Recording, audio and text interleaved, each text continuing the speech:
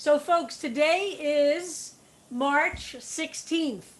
A year ago today was the first day we gathered to begin this Psalms project, not quite knowing what it would be. Who was here with us on the first day? Raise your hand. Who was here on the March 16th, 2020? We started at 30 minutes. So I think we should, as a class, before we get to the big celebration tonight, as a group, I think we should say Shechianu together to acknowledge this year. A year we've been learning and studying and being moved and inspired and sometimes repelled by the Psalms, all part of the emotional landscape of Tehillim and of being together. And we're still together. And those who have joined since March 16th, we're so happy that we've expanded. And everybody who has joined, those who participate with offerings and those who soak them up, everybody is an important part of this community of Psalms exploration. So let's say the Shechianu. I'll say it, and everybody say it where you are if you know it. Otherwise, you could say Amen after. Okay. Baruch atah Adonai Eloheinu melech haolam shechianu v'kiyamanu v'higianu lazman hazeh. We are grateful to the Holy One who has breathed life into us for allowing us the zechut, the merit, the honor, the privilege of living to this day. And we're aware that two members of our class died in the course of this year, Devorah Stoll and Jeffrey Weiss. And we remember them as we come to this important one-year marker and miss both of them very much. I miss them. Every time I walk into the sanctuary, I look over and I see where Jeffrey would sit, and I would see where Devorah would sit. And I think of them both with a lot of love and affection every day that we gather. So, Harold, let's continue with our offerings for Psalm 18. And isn't it great? 1 year later, we've hit life. Psalm 18 is life. Chai. I think I have a little thing that Judy Ribnick can sing us in today as she sang us in exactly 1 year ago. How's that? Wonderful. She was the one who came up with the idea.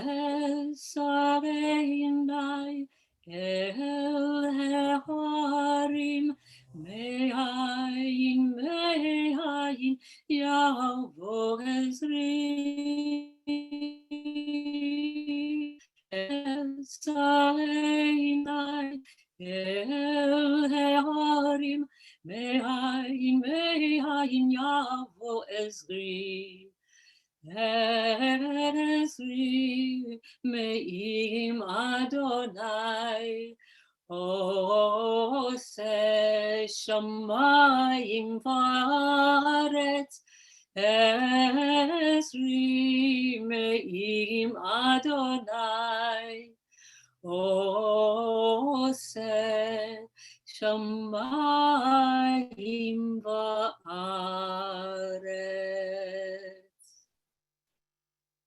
Beautiful. Yes, it was Judy Ribnick's idea to start. She texted me and said, what about starting with some singing of Psalms? So it was really Judy's idea to even bring music to our Psalms class. And so she would sing something from Psalms. And then she got a job somewhere and no longer could join us every day. And then look what happened to music at CBST. It exploded from there. So we really have Judy to thank for that idea and for bringing us in with singing Psalms. All right, so now off to the offerings. Let's see, Annika, where were we up to? Who should we start with? We are starting with Sherry reading for Golda Lee. Okay.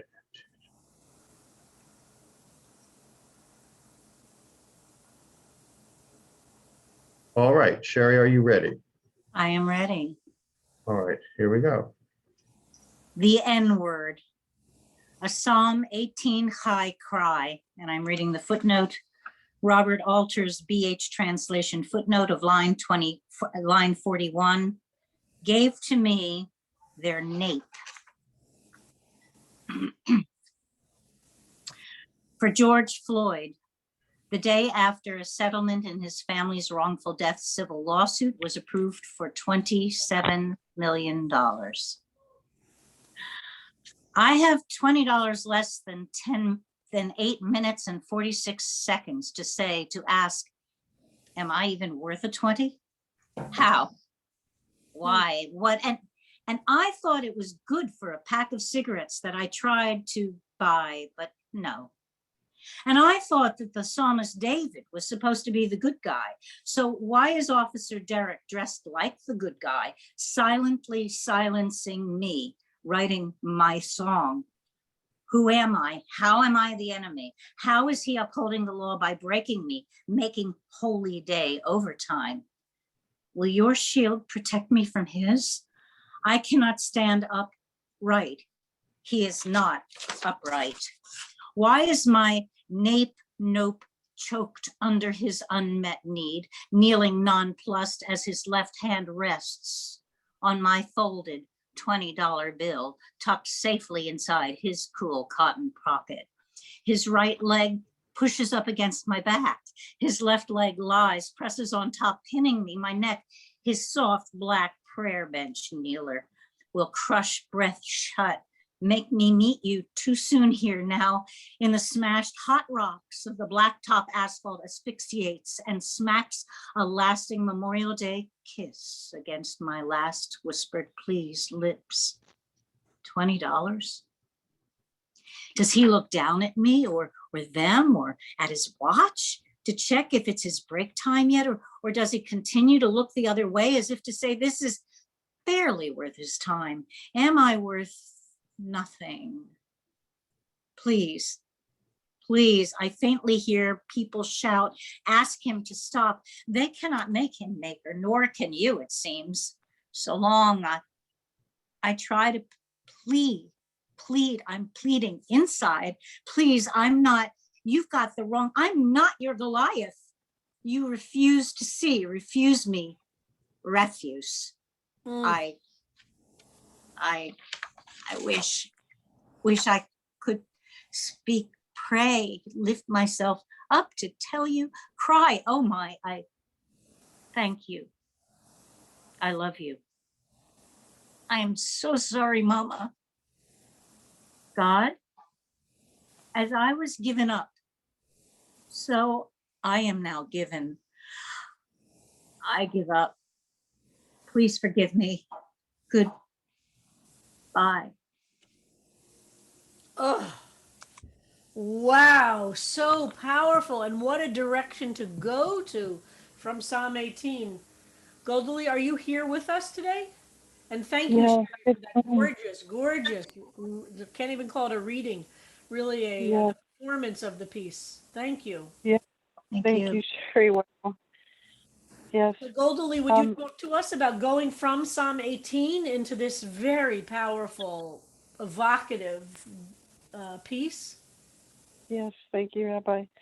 As always, there were many things that came up, and this is the first time I did it the yeshiva way. I read everything before we first looked at it because it was so large, and I had, as I often do, no thoughts and many thoughts, and began a few, and then I read again them, and I read Alter's footnote, and as you often say, what moves you, what grabs you, and I was very moved by that translation, his footnote of the translation, and it just happened to coincide with that day, and that's what I saw and felt, and I felt, this whole idea of the violence and the violated, and some of us have problems with, with these concepts, and it just felt like it fit, and so I just went there, and that's what came out. Wow, spectacular.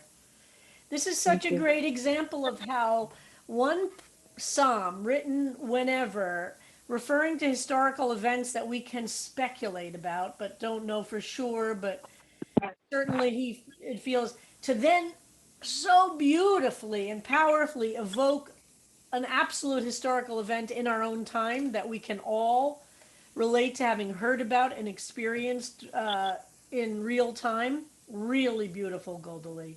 Really Thank beautiful. you so much. And thank you, Sherry. Thank you, Rabbi.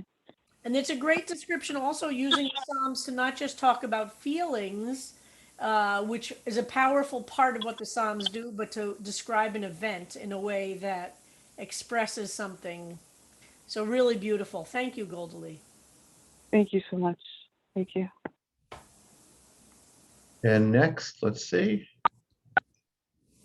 I believe next we go to Peter Klein.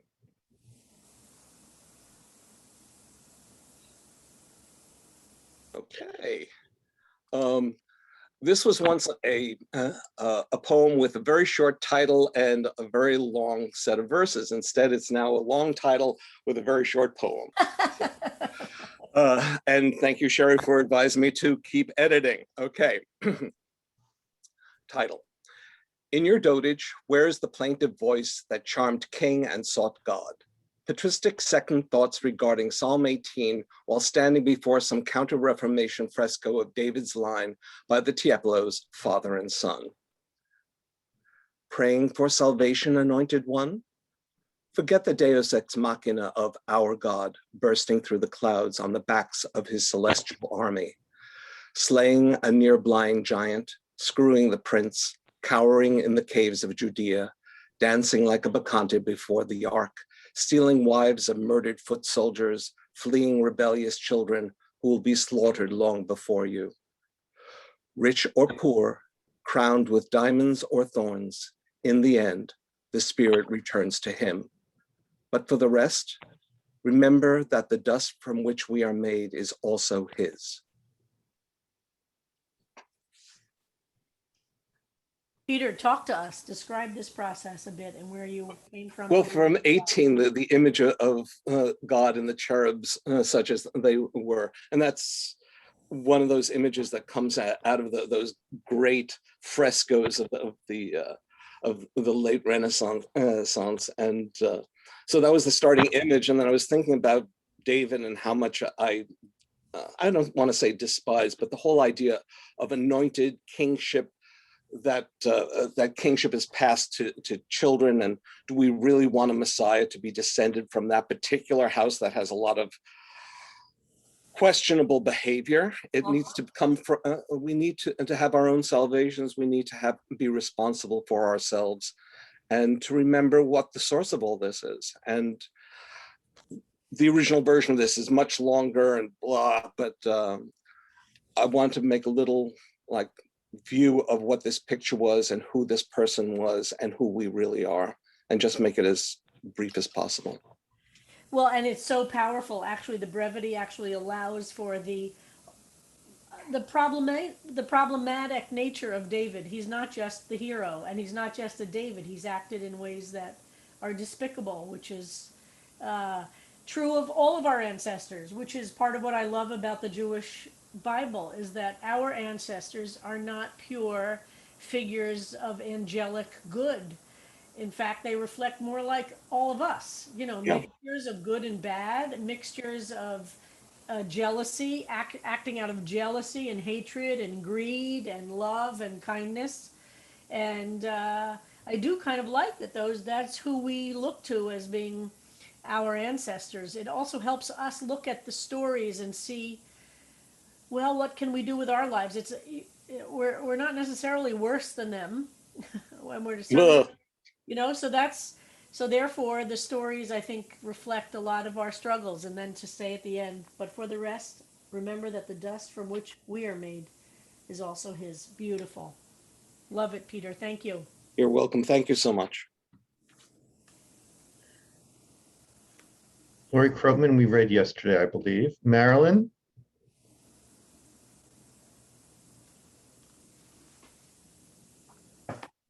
Is Marilyn here? Do we see Marilyn? He was here.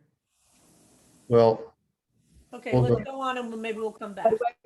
Wait. I can't see, but I can hear. Oh, okay. We can see. Do you have a Okay. copy? We do have a copy of your poem to read? Wait a second. What do I do? I have a copy right here on my phone. Yeah, no, I can see it. It's just I can't see you. Am I supposed to see you? No, it's okay. We can see. Just you. read, yes. Just read. You can see me? Okay. I want to dedicate this to Bonnie Katz. She passed away this week, and she was what is known as a 3-time-a-year synagogue goer. She loved Rabbi Kleinbaum. and may she rest in peace. Okay, 1 year ago, I was drowning. The darkness of the sea surrounded me, threatening to swallow me up forever. Then I learned how to swim. Slowly, slowly, I am lifting my arms out of the water, stroke after stroke, while kicking my feet. And by my side, there are angels watching over me, holding me upon their wings as the waves come one after the other. I am tired and weary and longing for signs telling me what is to come, 3 months, 6 months, and 1 year from now. Changes come day by day as I search for you, guiding me. Is that God calling me? Guiding me along the sand and sea. I am surrounded by your messengers, whispering to me, teaching me, watching me, urging me to continue. They say to keep the faith, and I will survive this torrent of feelings, emotions, tears, and longing. The calm waters give me rest between the waves, and for a moment, I gain strength to continue. One moment and one day at a time, I let go and let you, God, carry me. Perhaps my parents are helping. You carry me softly, bathing me with sun, till together we reach the dry land, which awaits my arrival, and I hold on tight. Beautiful, Marilyn. And what a description of My life. Yep. Okay, so talk to us a little bit about how you got from Psalm 18 to here. Well, the references to the angels and the darkness of the sea, the nature is what I heard in that song. I heard God and nature and signs and darkness and lightness and I wasn't going to write an 18, but thanks to Sarah Siegel, who inspired me, I decided that this was part of my journey. The Psalms, writing the Psalms is now part of my healing journey. So since I was in Florida, and the sea and the angels are like you guys and my friends, and the signs, I just want a letter from God. I always say I want a letter from God saying what's going to happen in 3 months, 6 months, and 1 year from now. And this is my journey of being on my own for a year. It's been quite a trip. So, and there you see I one love day your images. I really love, Marilyn, your use of malachai. So an angel, the Hebrew word for angel, is also the word for messenger, which is really interesting. So that you've used that like this is beautiful. And in fact, we talk about messengers of God are what can come in any form, right? Can come from a human being who gives you some strength or hope or inspires you. That can be a message from messenger, or it can be an experience by looking at the sea and being inspired. That can be a messenger from God. So I love that using messenger and angel actually is a very wonderful, wonderful, wonderful, both overlap but also an insight that we can get messages from God that are through all different forms, and those messages end up being the angels in our life, both inanimate and animate, human and non-human. It could come in all different forms. So this is beautiful, beautiful. Right. So that's the messengers also are the people that I met in Florida, and Absolutely. now I'm back It can come in all different forms. Absolutely. Beautiful. Beautiful. now I'm back in Jersey. So the messenger is put on your long underwear and your turtleneck. Yeah, we're back into quite a cold spell today. Thank you. They say we might even get snow tonight, so people be careful when you come to the program. Yeah, I don't know, might affect attendance. Might affect attendance. Right. All right. Thank you, Marilyn. Ira Rosenblum. I am here. Good morning. My Psalm 18. From inside this cave, I am seeking salvation. Will you protect me? Many hindrances keep my heart tied up in knots. How can it open? You rage in anger. Fierce flames come forth from your mouth, lightning from your eyes. Must you always be so brutal, so dramatic with your floods and fires? It's hard to feel safe. I'm not looking for vengeance or to crush my foes. Spare me your arrows. Instead, wrap me in a shield of deep compassion. I devotedly try to practice the precepts to live a pure life. What I want from you is your eternal embrace, metta unending, not just for myself, but for all sentient beings and the entire world. Wow, Ira, this imagery of a shield. Hold on, go back to that line of rather than a militaristic shield, wrap me in a shield of deep compassion. That is really spectacular. So speak to us about writing this, Ira. A number of things went into this psalm for me. First of all, like some people said yesterday, it was impossible to think of taking on the whole thing. The psalm is too overwhelming and bloated and there's just too much Good in it. description. Okay, good. What I sat with really were what were some of the images from the psalm that made an impression on me, and worked with those. And so, from inside this cave, thinking about the crag, and the rock, but for me, it felt more like being inside a cave, sort of deep inside the earth. But the other thing that came up for me as I was writing it, because I didn't sit down with this intention, but as many of you know, I have a Buddhist practice as well as my Jewish practice. And during this time of the pandemic, I've been doing equal amounts of both in terms of studying and groups that I participate in. And so I started to try to weave in some of the themes from both sides of the coin here. So there are a number of words and concepts in this that come from Buddhism. Hindrances is one of them. Hindrances that keep us from being able to be just silent in the present moment in meditation. The precepts refer to some of the Buddhist precepts. Metta is a very definite Buddhist concept as well of loving kindness. And what struck me about the end of the psalm was, David, the psalmist, was talking about something happening for him and his line only. And for me, it's for, we want goodness and loving kindness for the whole world. So that's how I sort of got to the end of that. And of course, I continued in the haiku stanzas. So that was my process. It's beautiful, and I love for each person to bring all different parts of yourself to this. And Ira, we all benefit from that, and I love seeing how you integrate these as a Jubu, which we love so much.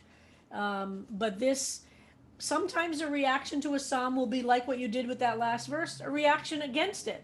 Like you'll reject something and find something in response that speaks more truthfully to your truth, which is totally in Jewish tradition.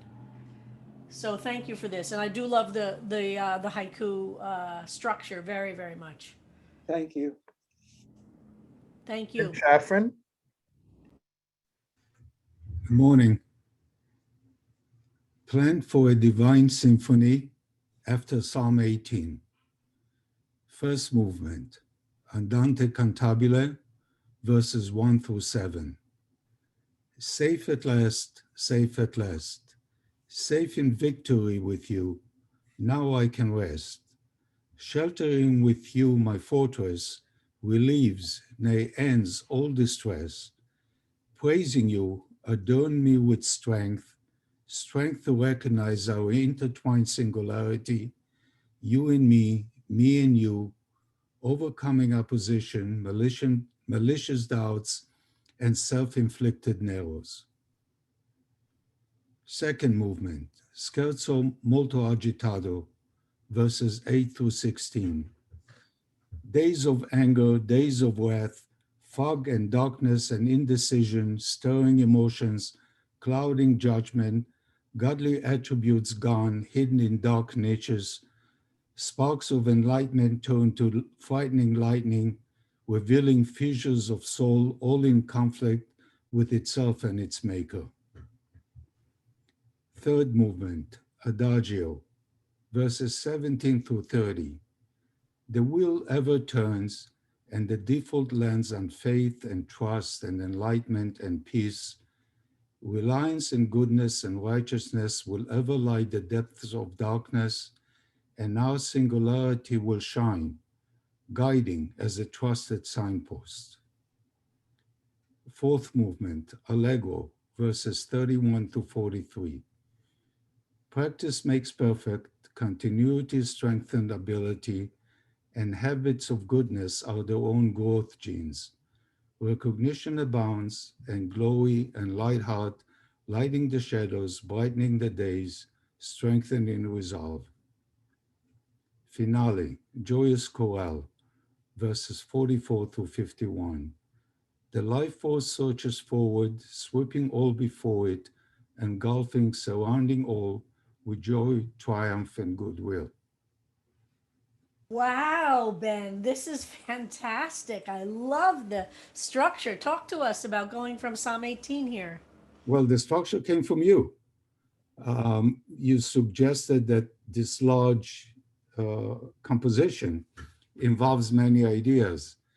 And that gave me the idea to go back and reread it several times until I could discern the ideas that are in it. And in fact, the verse structures are more or less separate but intertwined ideas. And because it ended up being four, it really ended up being like a symphony. So that was the idea for the structure. The actual writing came from an insight. The first word of the psalm, La Menatzer, Yep. is not a superscription. It's real, and it encompasses the other meaning of Menatzer in Hebrew, which is victor, someone who overcomes a struggle or a winner in a battle. And when you read that first verse, this is written by David, who was the victor of all his battles. And so, and then the following verses gave me a feeling of someone who is finally relaxed and resting and attributing his victory to God, but is fully done.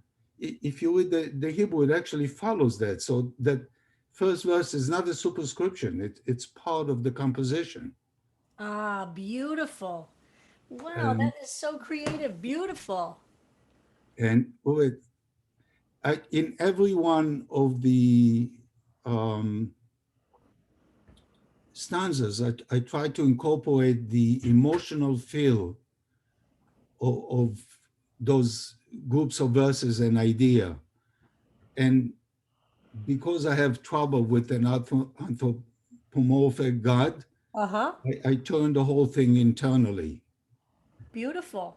This is very ambitious and very, I think, very successful. I think, and every one of those stanzas, though, like Bernstein, has words in it that refer back to the words in the original.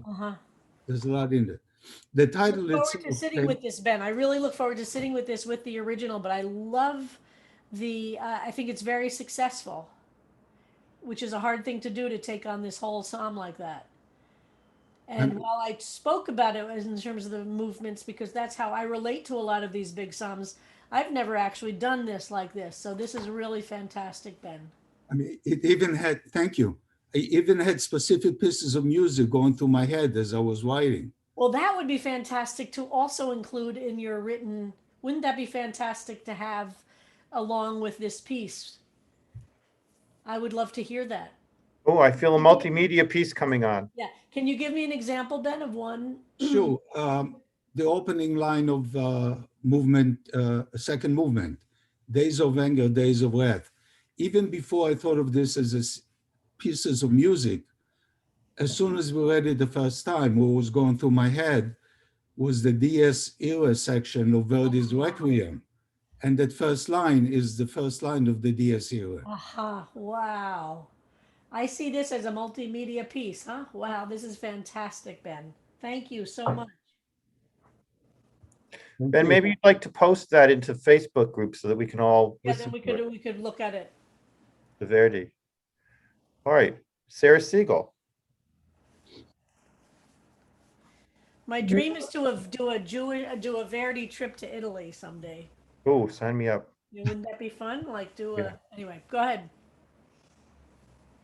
There was her song, then her violence, then her fun and grand delusions, and God's saving grace finally.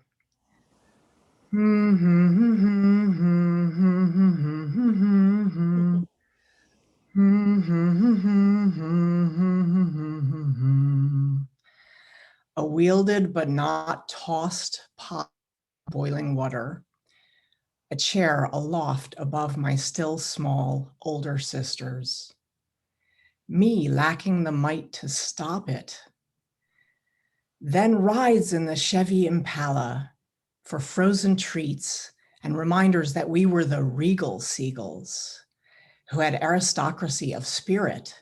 Your father speaks the king's Yiddish. Rock collecting became my earliest passion. Solid, reliable chunks of beauty as my world quaked around me. God lit me up and helped me escape through WBLS-FM and by breaking sexual barriers that society and I had erected. God gave me ultimate victory over the volatility. God mellowed her. God emboldened me. God helped me be, after all, the David she never had. Talk to us. Okay, so everybody was talking while we read this psalm about how they couldn't bear the violence. Violence of the psalm was unbearable. And I thought, it's just irresistible. I know violence. I grew up with violence. I'm going to use the violence. And I was inspired by the Bernstein poem because it was a single page. And this one wrote itself, took very little time.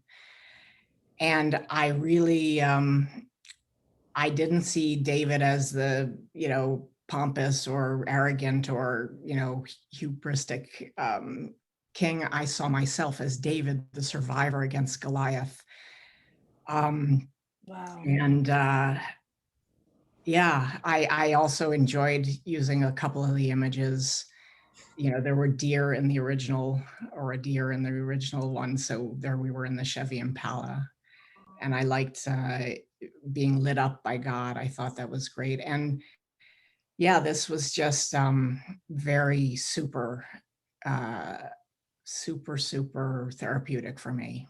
So I feel like it's part two. Carol, could you shift it down also just a little bit? Thanks. Okay, stop I'll right just there. say two more things. One is that this feels like part two to the psalm. I don't remember if it was 8 or earlier than that, maybe 3. Anyway, of being left in at the Greenwich stop in Greenwich. But the tune you just heard, that was the tune my mother would hum whenever she was going to wind up and do something scary. And only my sisters and I know that tune until now.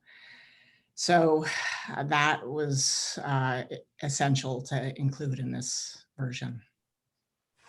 Well, thank you for this. It's so powerful and vulnerable, and I'm very moved that you feel to share it in this context, and also that your reaction to violence is so honest. It's not just something we can say, oh, we don't like it, so let's ignore it. It's a reality in so many people's lives, and the way you've chosen to express it here is very powerful.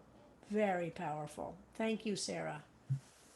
Well, I Scott's, love the range of reactions I to know. David, too. Isn't it fantastic how we have so many different reactions and they're all correct? Each one of them shows another facet, and that his being kind of inspires us to have such and very varied responses. Harold, we have Joan Friedman next and then Scott. Okay, Thank you. we get to Joan. All right. Hold on. All right, Joan Friedman. Okay. Psalm 18, unresolved. 3,000 years ago. My dear son David, thank God you survived another battle. Enemies, danger, fear. It's a miracle from God that you live. My heart goes out to the mothers now burying their sons. Can you come visit me before your next campaign? Passover 2012. At my Seder table, young teens and I all wear hoodies. Recently, Trayvon Martin was murdered while walking home from a convenience store wearing a hoodie and dark skin. Trayvon's killer will not go to jail. They rarely do. Of the 5 of us with hoodies, 3 could be next. March 2021. Planning for Seder, festival of rebirth and spring. The missing outnumber the present. More than 500,000 dead of COVID in this country alone. Carl's mother and Doria's aunts among them.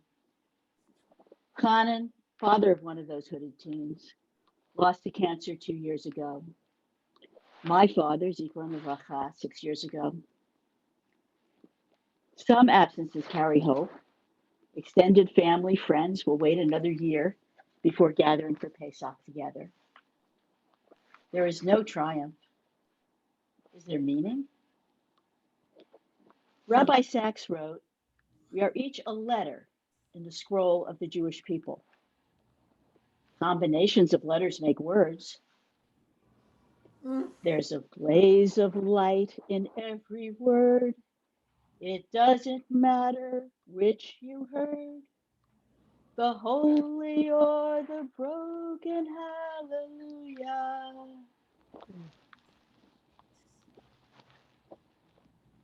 Wow, Joan, this is fantastic. Speak to us. Well, it started from something Monica wrote in the chat about a Yiddish mother.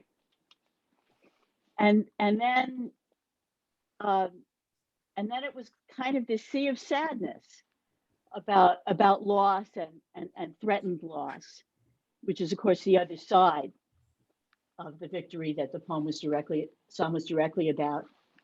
And then I was kind of like, there I was in this sea of sadness, and I had to get to an affirmation of God. And it kind of felt like I,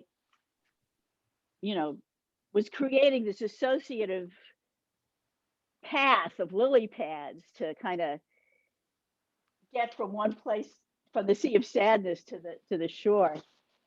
But it did all feel very unresolved, which is why I kind of stopped it where it was. And I'd actually been singing Cohen's Hallelujah to try to deal with how I was, feeling, which is, kind of talked about here. Well, it's beautiful, and I love the contextualizing it in with using the Passover story too, because that both it's very our first Passover of 2020 was the first big thing after the shutdown, in terms of the Jewish holidays, but also it is the season of liberation. And here you are talking about what kind of liberation is it? What, how do we become free? And how do we survive the sea of sadness? And I really love also using names. This is a very creative, to use names like Trayvon Martin and Rabbi Sachs. It's very creative to put names into the psalm itself. Really beautiful. And surviving a sea of sadness, that's what our life is about, right? Yeah, I mean, this was really I don't do offerings for all of them. This might be the sixth or something, but this is the one that was really scary to present Uh-huh. because Wow. it's so from so much inside me and where I am right now. Well, it's very, very beautiful and powerful, Joan. I'm so glad you did. All right, two more for today, Scott Soloway and then Shep Wanan. Let me parenthetically say and get out of the way that I have not forgotten your might, your power, your vengeance. Sei mich moichel if I cannot fully grasp the aspect of you, this aspect of you now. I can surely imagine when I would need that mighty force smashing and roaring, destroying those who would destroy me. And why shouldn't I want to feel like a mighty warrior scaling walls and cutting down my enemies with swift sword? I suppose I should consider myself lucky to not feel in need of that right now. But good to know it's right here in my back pocket collection of Tehillim when I need it. Also, I really do believe that you'll watch over me and rescue me because I'm trying to do right by you, my fellow, and the world you've blessed me to dwell in.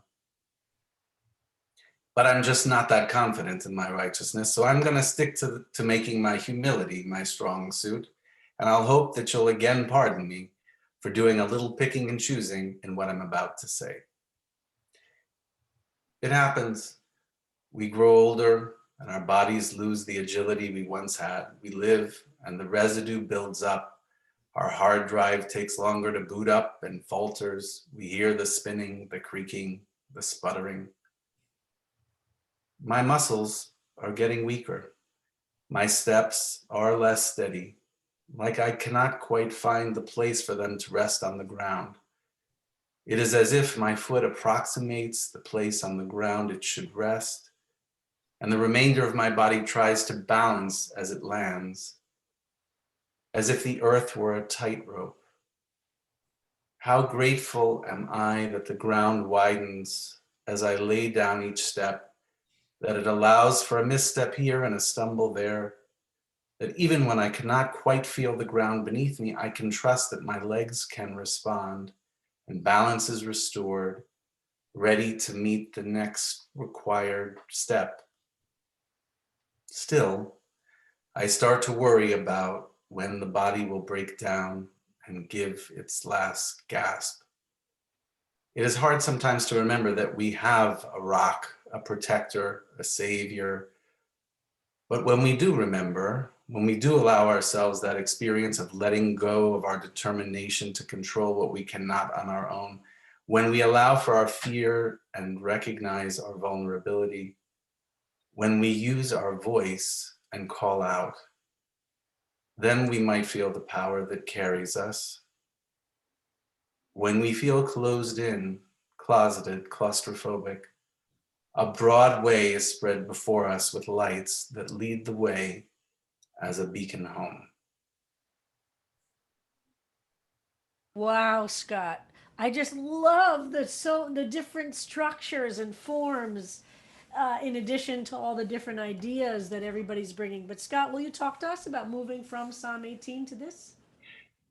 Sure. Well, I was on a plane home. It was my first trip since the pandemic to see family, and I said, well, maybe this is a good time to sit and read a psalm and read Psalm 18 and see if it would speak to me, even if I didn't end up writing anything. And then I came upon several lines, including one, the Tarchiv Tzadi Tachtai. Yeah. And this sort of just came to me. And I took some of the verses and I went with it. And it wasn't so surprising because when I'm confronted, on a plane with a complete lack of control, Yeah. and there's also that quiet, and it's an opportunity, I find, to use that silence and find some way to communicate with something that is much greater than me, the divine, whatever you would call it. And so it's a place of fear and vulnerability, and a place where you also see everybody, and we're all in this, everybody that's on the plane is in that same boat, as it were.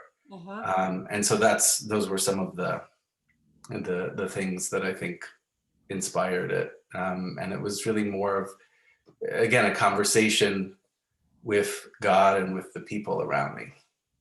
I think it's fantastic, and I love the description of our bodies aging as I don't have the words exactly, but how it's taking longer to boot up, or the feeling, just everything. It's so human. It's so deeply human. Just so beautiful, Scott. Thank you. Thanks. Beautiful.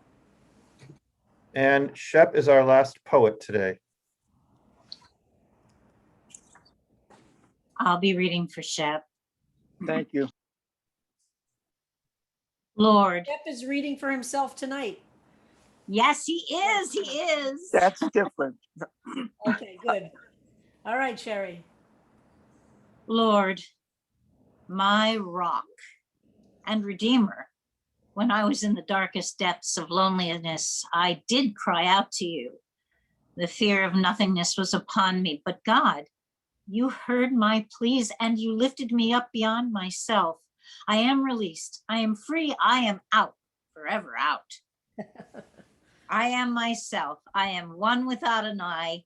Some call me the shepherd boy, but I am just Shep, your loyal servant. Adonai, you are my God. Beautiful, Shep. I love this. And thank you, Sherry, for a beautiful reading. So, Shep, we are a little pressed for time, but I'll make it short and sweet. So I wasn't going to write anything about this until someone mentioned in the chat that I should go on a riff with the shepherd thing and I love Bernstein's. So I felt compelled to do it because it was calling to me. My name was in there. And I just started writing it, and then it turned into a coming out poem. So because she said out and stuff. And I also didn't like all that violent stuff. So I like you said, I just found one line and I went with it. That's exactly appropriate. That is one of the ways that we respond to Psalms, is a phrase, a line, a word, and take off with it. And these different interpreters that we experience help us. So everyone, we're going to have to close the room when we end today, but tonight is our big night.